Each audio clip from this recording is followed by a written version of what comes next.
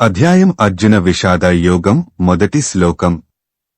ధృతరాష్ట్ర ఉవాచ ధర్మక్షేత్రే కురుక్షేత్రే సమవేతాయుత్సవః మామకాః పాండవాశ్చైవ కమకుర్వత్ సంజయ 1.1. అనువాదం. ఈ పద్యంలో కథకుడు సంజయుడు కురు వంశానికి చెందిన అంధుడైన రాజు ధృతరాష్ట్ర రాజును ఉద్దేశించి ప్రారంభించాడు. సంజయుడు ఋషి వ్యాసునిచే దివ్య దృష్టితో ఆశీర్వదించబడ్డాడు. ఇది యుద్ధభూమిలోని సంఘటనలను చూసేందుకు మరియు వాటిని అంధుడైన రాజుకు వివరించడానికి అనుమతించింది. ధృతరాష్ట్రుడు ఇలా అన్నాడు. అంధుడైన రాజు ధృతరాష్ట్రుడు మాట్లాడతాడు. అతని అంధత్వం కేవలం భౌతికమైనది కాదు, అతని అజ్ఞానానికి మరియు అతని కుమారులైన కౌరవులతో ఉన్న అనుబంధానికి ప్రతీక. ఓ సంజయ్, నా కుమారులు మరియు పాండు కుమారులు కురుక్షేత్రంలో తీర్థయాత్ర స్థలంలో సమావేశమైన తర్వాత వారు ఏమి చేశారు? వివరణ. ఈ పద్యంలో అంధుడైన రాజు ధృతరాష్ట్రుడు కురుక్షేత్ర యుద్ధభూమిలో జరుగుతున్న సంఘటనల గురించి తన రథసారథి సంజయుని అడుగుతున్నాడు.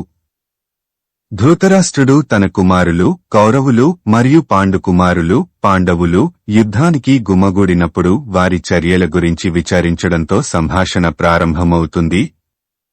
ధృతరాష్ట్రుని విచారణ అతని స్వంత కుమారులు మరియు వారి బంధువులైన పాండవుల మధ్య జరగబోయే సంఘర్షణ గురించి అతని లోతైన ఆందోళన మరియు ఆందోళనను ప్రతిబింబిస్తుంది.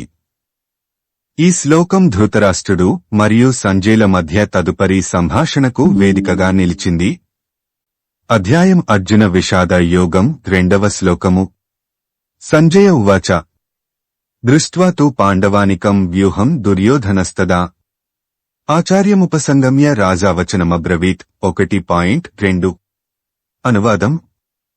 సంజయుడు ఇలా అన్నాడు. కో రాజా, యుద్ధంలో పాండవ సైన్యాన్ని చూసిన తరువాత రాజు దుర్యోధనుడు తన గురువు ద్రోణాచార్యుని వద్దకు వెళ్లి ఈ క్రింది మాటలు చెప్పాడు. వివరణ.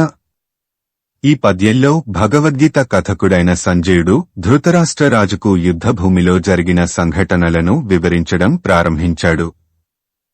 పాండవుల సైనిక నిర్మాణాన్ని చూసిన రాజు దుర్యోధనుడు తన గురువు మరియు గురువు ద్రోణాచార్యను ఎలా సంప్రదించాడో సంజయ వివరించాడు. దుర్యోధనుడు పాండవ సైన్యం యొక్క చక్కటి వ్యవస్థీకరణను చూసినప్పుడు ద్రోణాచార్యునితో తన ఆందోళనను వ్యక్తం చేస్తాడు. వారి ప్రత్యర్థులు యుద్ధానికి బాగా సిద్ధమయ్యారని సూచిస్తుంది. అతను భీముడు మరియు అర్జునుడు వంటి పాండవులలోని శక్తివంతమైన యోధుల గురించి ప్రస్తావించాడు మరియు యుద్ధంలో వారి బలం మరియు నైపుణ్యాన్ని హైలైట్ చేశాడు. నైపుణ్యం కలిగిన యోధుడైన భీముని నేతృత్వంలోని పాండవుల సైన్యం బలీయమైనదని మరియు వారిని అధిగమించగలదని భయపడి యుద్ధంలో విజయం సాధించే అవకాశం గురించి దుర్యోధనుడు సందేహం మరియు భయాన్ని వ్యక్తం చేశాడు. అతను పాండవుల శౌర్యాన్ని మరియు పరాక్రమాన్ని గుర్తించాడు. ముఖ్యంగా అర్జునుడు. అతను ఒక మాస్టర్ విలుకాడు, నైపుణ్యం మరియు యుద్ధభూమిలో గొప్ప విధ్వంసం కలిగించగల సామర్థ్యం కలిగి ఉంటాడని వర్ణించబడింది.